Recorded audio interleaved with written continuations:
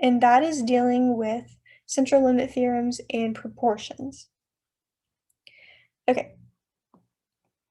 Again, we can utilize the normal CDF function in the calculator for 7.3. This time, instead of dealing with means like we were in 7.2, we're dealing with proportions. Okay, so this is here, and if you want my PowerPoints, I will send them to you, or I post them as well so that you can see them.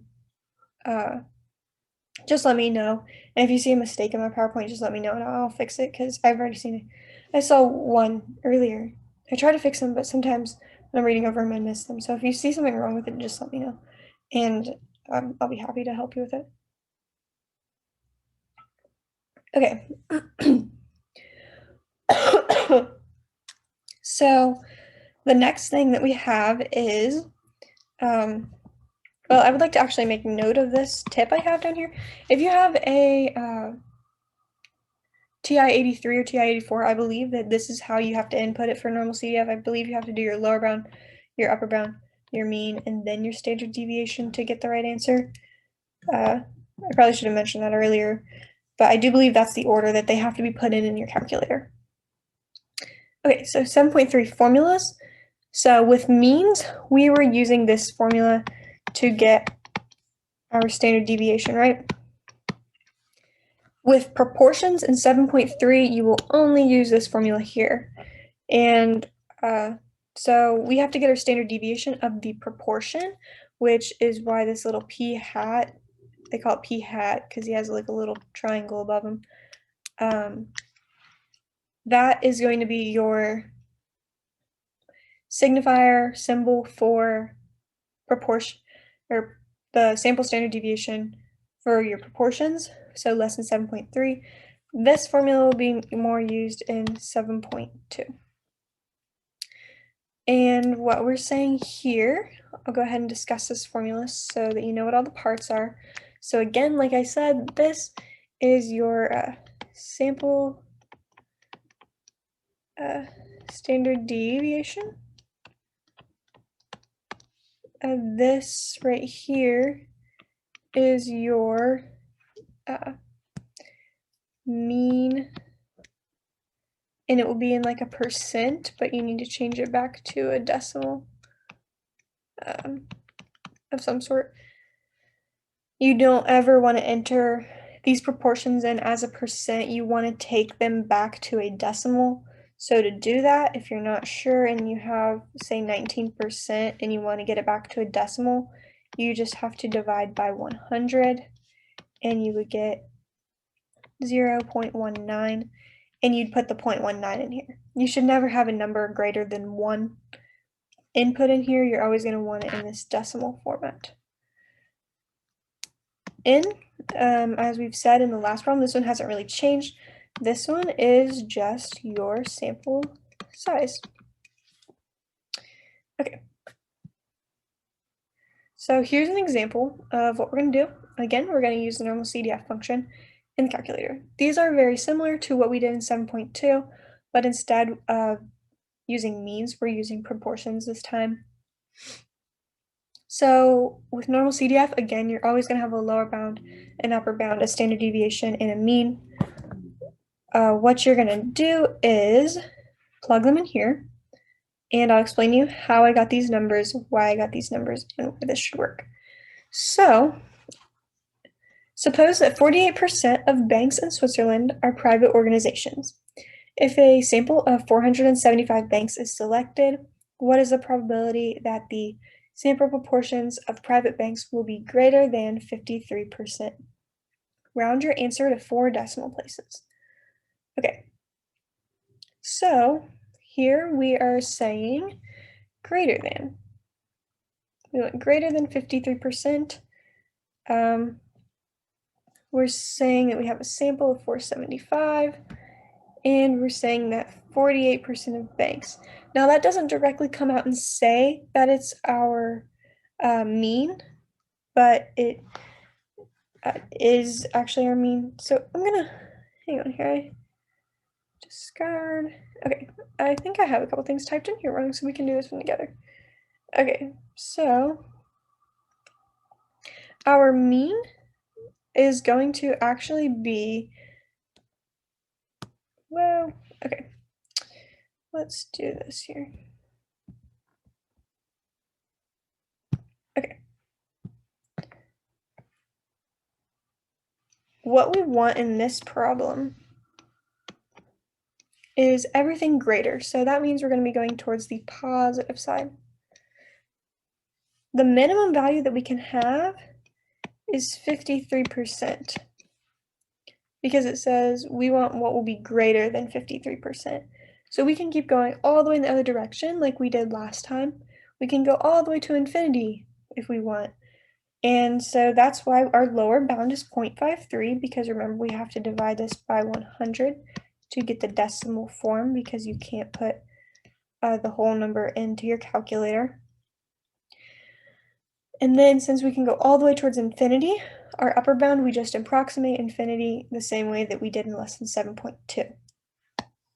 Okay, now let's talk about our mean and our standard deviation. So our standard deviation, remember we always have a formula for this one that you should get your mean, and remember we have a p hat, just reminding that it's your sample, or I said mean, your sample standard deviation is equal to, and I'm referring to this formula here. So we have square root of p times 1 minus p over n. And so that's the formula we need to use to plug everything in here. Okay, so, and this is probably not a good drawing because this square root should be over everything. And this is important too when you're putting this formula to get your standard deviation into the calculator. It's really important that you use the parentheses correctly, because if not, your square root, it won't take the right square root of all the numbers. It might take the square root of just the percent or just a certain portion. So you do have to make sure you have your parentheses lined up correctly. So how I usually would suggest doing parentheses when you're typing this in, I'll show you here in a second. Let's first decide what numbers we have to plug in here. Okay, so your P is just your mean. So in this case, let me pull my calculator out here too. Okay, so 0.48 is our mean. And this one doesn't come out and say that this is our mean. It's just saying suppose that 48%. We're going with the mean value of being 48%. So it says like suppose or research suggests or something like that. That's going with what our mean value is. And then our 1, we don't have to plug anything in there, that's a constant. And then our n value, we have a sample of 475 eggs. So what we do to plug that in, let me make sure I can plug it in, right? Times.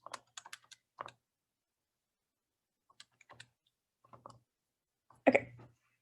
So if you're inputting this in your calculator and you want to make sure that you don't make mistakes with the parentheses and the square root not getting the whole number, how I would enter this into a calculator to get this answer here is I would do a square root, I would do a parenthesis, and then I would do your 0.48 times another parenthesis, 1 minus 0.48 divided by 475. So that's really just plugging all those things in here. I'm just kind of writing it out how it would appear in your calculator if you were trying to get what this is equal to. The reason that you have to use all these parentheses is because you want this square root to cover the whole thing. And so you want to make sure your parenthesis at the beginning matches up with your parenthesis at the end, because then it will enclose the whole math equation under the square root. Whereas if I would have just done it like, say if I just did parentheses like that, it would stop your line. It would only take the square root of the 0.48. So you have to make sure that your parentheses from the beginning and the end line up together. And if you do that in your calculator, you should get this number here, 0.022, yada, yada. And again, I put the dots there just because it's a repeating decimal. And so finally, you need your mean, which we already discussed when it says like, suppose that, or research suggests that, or sometimes it might even say your mean is. That is what you're going to put there. And you have to turn that back to a fraction or a decimal and not just a whole number percent also. So if you do that in the calculator in your normal CDF function, you should get 0.0146. Okay, so here's another one. It's also very similar, but this last problem we were looking at what will be greater than, and in this problem we are looking at what will be less than. So if we're using normal CDF again, we are going to do a lower bound, an upper bound. We're going to find our mean and our standard deviation. So here's how I got the numbers for this problem. So I wrote something else wrong here too. I think I was thinking of means when I was doing this and not. I plugged into the calculator, right? Because I know these are the right answers because I checked them, but I didn't type the right thing in the PowerPoint. Okay. We're all better now. So for this one, like I said, everything less than 65%. So if we go to our handy dandy number line to visualize, we can see we have 65% here, and we want everything less than 65%. If we're going less than 65%, we're going towards the negatives. We're going towards the negative side. So we can go all the way towards negative infinity, all the way to the other side. So that's why our lowest value, our lower bound, can be negative infinity, and we just have to use that numerical approximation because we can't just type infinity in the calculator. So that is our lower bound because that's the lowest point we can get, whereas the highest point we can get is 0.65. So that is why it's our upper bound. All right, next we can talk about our mean and our standard deviation again.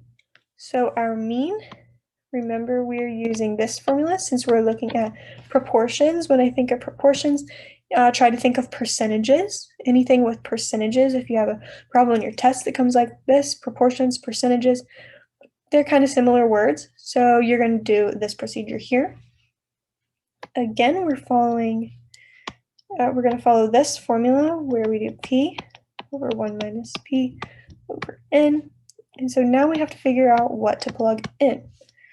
So our P is always going to be, it's always going to be what your mean percentage is. I tried to mention that earlier, but I'm not sure if I did a good job of it, so I'm going to try and emphasize that here. Our mean percentage goes right there. So this is where we were saying like research suggests that, or the mean is, or suppose that. That's the percentage you're going to plug in for P every single time. So in this case, we know that the 65% is our upper bound. So that takes that percentage out of the game. We already used it. And so now the only other percentage that we have is 60%. So we're supposing that 60% of the doctors in America are dentists. So again, we're going to plug that in as our P because we're saying that is our mean value. Remember, you can't plug a whole number. You can't plug a whole number in. You need to plug in the fraction or the decimal form. So in this case, you get 0.60 if you divide it by 100. So 0.60 times 1 minus 0.60 over n, which is our sample size, and in this case, our sample size is 783. Now, if you do that and type it in correctly, remember you have to add additional parenthesis. I guess it might be better if you do parentheses like this, exactly how I have it written here, it should come out right in the calculator and you should get an answer similar to this right here. Okay, now I already accidentally hit click forward, but if you type all of those things into your normal CDF function in the calculator, you should get 0.9979 as your final answer, and you don't have to do anything additionally. Okay, next problem. We have another differ problem. So this one's going to be very similar to what we talked about previously on this video in chapter 7.2 with means. When we said differ, we had to take that additional step to figure out what our 2 points are going to be, because when you think of the words differ, what I want you to remember is you're not going to use 1e99, you're not going to approximate positive infinity, you're not going to use negative 1e99 or approximate negative infinity. What you're going to do is have 2 numerical points. So let's figure out how I got these numbers here. So suppose a large shipment of scanners contain 19% defectives. If a sample of 432 is selected, what's the probability that the sample proportion will differ from the population proportion by less than 5%? Round your answer to 4 decimal places. Okay. So again, note this problem says differ less than. So we're saying differ from the population proportion by less than 5%. So we have to decide, since it says differ, we know we're going to have a mean and we're going to have 2 points. We're going to have numbers that fall within a certain range. They can't go towards positive or negative infinity. So what we're going to do to figure that out is first decide what the mean is. In this case, it says, suppose a large shipment of scanners contains 19%. So 19% is our mean. Remember, whatever's with suppose that, or the mean is, or research suggests, those things are what we're saying our mean is. And our mean for the population and the sample are equal. We don't have to do any additional calculations. So we can just use 0.19. Now, to figure out what the 2 points are, we need to go back to what it's saying it differs by. So if it differs by less than 5%, that means that we can add 5% this way, or we can subtract 5%. Now I went ahead here, and even though this was 19%, I went ahead and changed it back to a decimal, because if you do 19% divided by 100, you get 0.19. Kind of jumped the gun there. Same way, if you do 5% divided by, ooh, that's sloppy, divided by 100, you get 0.05. And like I said, we can't enter whole numbers into the calculator. So what we have to do is change them back into decimals. So our 2 points are going to be 19.5 plus 0.5, or 0.19 plus 0.05, or 0.19 minus 0.05. So if we do that, if we subtract 0.15, we're going to get 0.14. If we add 0.05, we're going to get 0.24. So we want everything within that range. We want everything from 0.14 to 0.24. Any of our answer, our data can fall within that range, but it can't go towards negative infinity, it can't go towards positive infinity, which is why our lower and upper bound both are numbers, not estimations of infinity. Okay, so now that we have our lower and upper bound figured out, we need to figure out what our mean and our standard deviation is. We already discussed what our mean is. We said that whatever usually is mentioned first in the problem, or supposing, or researching, is going to be what our mean is. And another good tip to remind you of is that whatever your mean is what you're going to be adding or subtracting from to get your lower bound and your upper bound. So like, for example, we took 0.19 plus 0.05 to get 0.24. Whatever your mean is going to be involved in finding your lower bound and your upper bound. So finally, to get your standard deviation, what you can do is, again, we have to follow this formula here. And this is what I did when I was working out this problem earlier. So this is a very important formula you want to write down somewhere. Okay.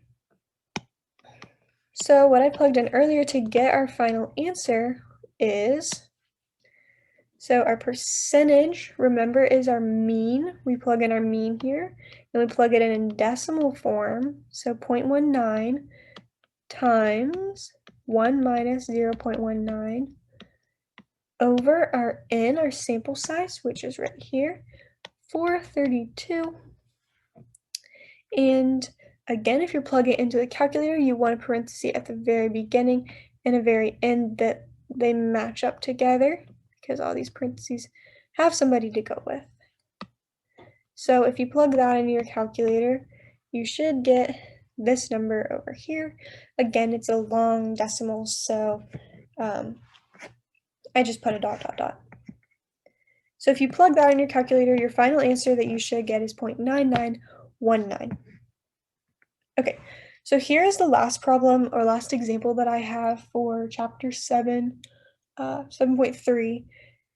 And when we talked about means earlier, we talked about how with differ, we did the 2 points. With just greater than or less than, we used an approximation of infinity. But now we have a differ from the population proportion by more than 3%. So we have to take that additional step. Like I talked about with the means earlier, we had to do the 1 minus at the end, because anything that's more than or towards the right, there's usually some kind of additional step that we have to do. The same thing is going to apply here. Really, chapter 7.2 and 7.3 are basically the same thing. One's just dealing with means and one's just dealing with proportions. So really, it's the same thing. There's slightly different formulas, but the basis of how you solve the problems is going to be very similar. So I'm going to kind of skim over this one a little bit, just because we did one very similar to it earlier. Okay, so how I got these, right here, our lower bound and upper bound is just like what we did for the last problem. It differs, so our mean value here, we're assuming that 8% of phone calls are wrong numbers, okay? 8% is our mean. Usually your mean is given to you first in these problems on Hawks. I won't say always, but a lot of the time they are, if you have a hard time deciphering between what numbers your mean and what numbers not. Your mean's often introduced a lot at the beginning. So since it's differ, we have to figure out what our 2 points are going to be. So here we have 3%, differ by 3%. So we can either add 3% or we can subtract 3%, because we want it to differ from the mean by that much. It doesn't say which direction. I mean, it says it wants more than, but it could differ either way. We could have the mean, we can go up a little bit, we have the mean, we can go down a little bit, but we can't go any more than 3% either way. So if we add 3%, we get 11%. If we subtract 3%, we get 5%. Remember that for a lower bound and upper bound in your calculator, you can't put in a whole number. You need to put in the decimal format. So you divide by 100 to get the decimal, and that is how I got those 2 numbers. Okay, next up we have how to get our standard deviation. Again, hopefully you're familiar with the formulas by now, just because we've been using them in all these problems and they're really important to know, so definitely make sure you have them put down somewhere. Okay. Here's the formula we're using. We already said that our mean, which we already have down here and used to calculate our lower and our upper bound, is 8%. If you do 8%, the decimal format of it is 0.08. So that takes care of our numerator. Now on the bottom, we have our n, which is the total number, the total sample size. And in this case, we're sampling 511 phone calls. So that's what goes on the bottom. If you do that, it's approximately equal to this decimal here, and I put ... because it's repeating. Okay, so you plug that into your normal CDF, and you get this number, 0.9875 ... More numbers, it keeps going. Since it's more than, just like what we did with the means, we have to go back to that complements rule idea where we have to subtract it from 1. Now that's only for more than. We only have to do subtracting from 1 for more than. So it's like 1 minus whatever you got for your normal CDF. And in this case, we're asked to round to 4 decimal places. And so we get 0.0124. And that's how you'd solve this problem. Like I mentioned, it's very similar to the same thing that we did with means. That's all the problems that I have for chapter 7. Again, the key wording for the chapter that I really want to emphasize, because this is how you know how to solve the problem, how to start the problem. There's 4 main types of problems that you'll see, 4 main different types of wording. And if you know what the wording is, you should be able to figure out what steps and what process you need to take. So if it says less than, you're going to have an upper bound and you're going to use your negative infinity approximation. If it says greater than, you're going to have a lower bound given to you. You're going to have a minimum value and you're going to want everything bigger, so you're going to approximate infinity. If it says differ less than, then typically you're going to have to add or subtract a number from a mean and you'll have 2 specific points. You're not going to use any infinite approximations. You're just going to have a lower bound and an upper bound somewhere around your mean. And if it's differ greater than, differ more than, something along those lines, again, you're going to have to do the same thing like you did for differ less than, where you had to subtract or add a little bit to the mean both ways. And then you're going to have no infinity approximation. You're going to have a decimal for both your lower bound and your upper bound. But to finally get the value that you need for your final answer, you have to subtract it from 1. So you're going to do those steps, get your normal CDF like you would in differ less than, and then you're going to subtract it from 1. So those are all what we did in these problems that we've worked through this chapter. But this slide right here is a really good review, I believe, of the 4 different types of problems you're going to see and what you should do, what you should start to kind of think about whenever you're reading through the word problems you're given. Think about these words, what words are used, and where you should go from there. So that's really all the chapter 7 material that I have to go over. If you have any questions, just let me know, and I can also send you these PowerPoints if you'd like to look at them and have them. Just let me know. Feel free to email me.